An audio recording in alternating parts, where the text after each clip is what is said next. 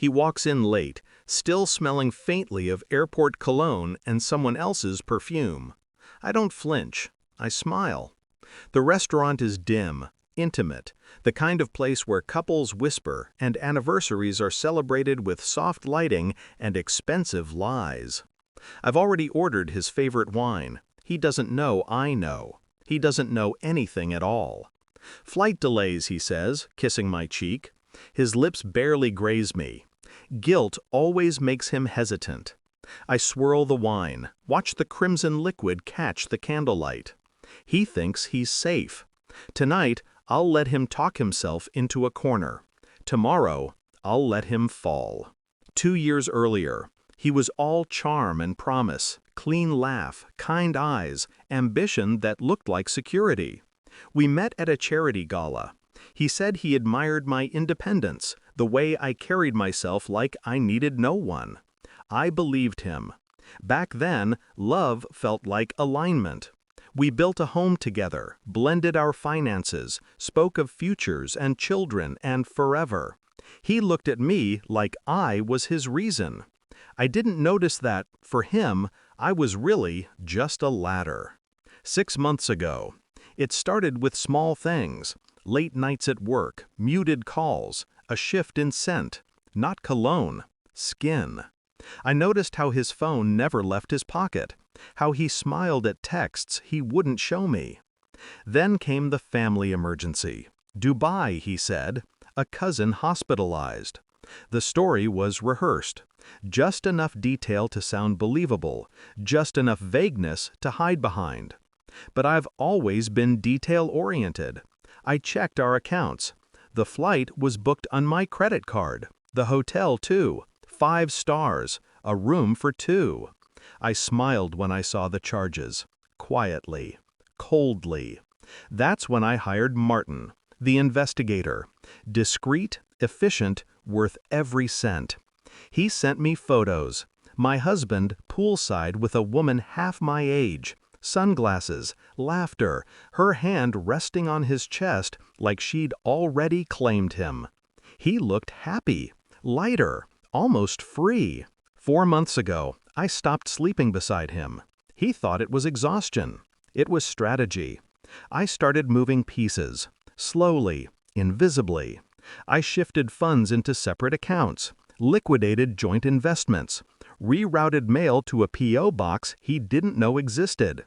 I met with my lawyer twice a week. Quiet dinners, not unlike this one, where we planned the unmaking of a marriage.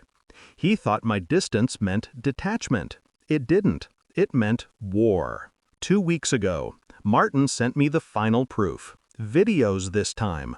My husband in Dubai again. Same woman, same hotel.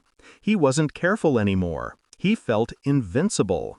That's how men like him fall. Not by force, but by arrogance. So I did something poetic. I funded his trip again. My card. My approval. I wanted the paper trail to sing when the truth came out. He texted me from the airport, away for a family emergency. I replied, "Take care of yourself." He didn't know I was watching him through photos time-stamped in real time. He didn't know I'd booked this anniversary dinner weeks in advance. The table reserved under both our names. The last time they'd ever be paired together.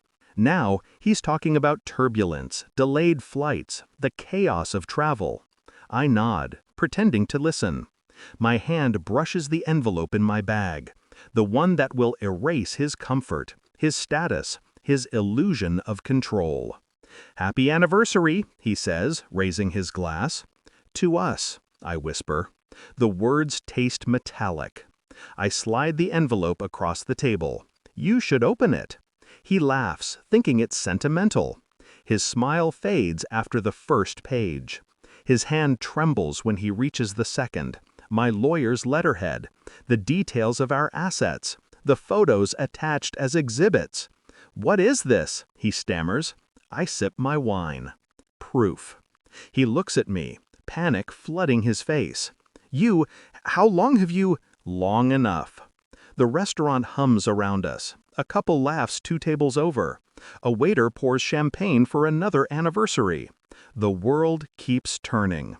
"I don't understand," he mutters, voice cracking. "You will," I say softly. "By tomorrow, you'll receive notice of frozen accounts, termination of your business partnerships, and an injunction preventing you from touching anything with my name on it, which, unfortunately for you, is everything." His mouth opens, then closes. Silence. His ego collapses before my eyes. Tomorrow. By morning, the photos will circulate discreetly among our circle, sent from an anonymous source, of course. His investors will pull out. His reputation will fracture. He'll try to call me. He won't get through. I'll be on a flight of my own, one I paid for with my money, heading somewhere warm and quiet, somewhere honest. Now, he's still staring at me, stunned, searching for the woman he thought he could lie to. She's gone. I lean back, studying him like a stranger. "You said you were away for a family emergency," I say. I smile. "Turns out, you were right. The family's over." I stand, leave him with the bill, the envelope, and the wreckage of his own making.